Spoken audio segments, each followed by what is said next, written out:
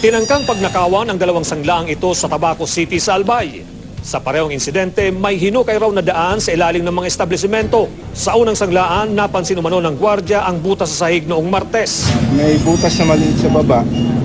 Probably galing siya sa drainage system. Posibleng ito raw ang gagawing entry point ng mga magnanakaw. Nang suriin ng mga pulis ang naturang drainage, nakakuha sila ng ilang gamit na posibleng sa mga magnanakaw umano.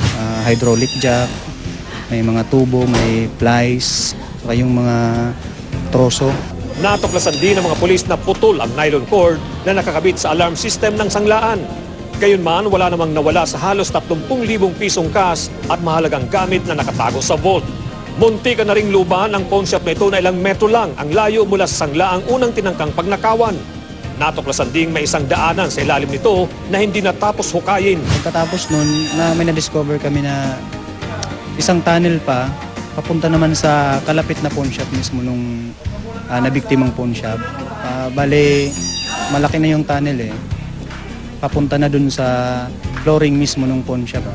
Inaalam na ng pulisya kung sino ang mga nasa likod ng tangkang pagnanakaw sa mga nasabing sanglaan.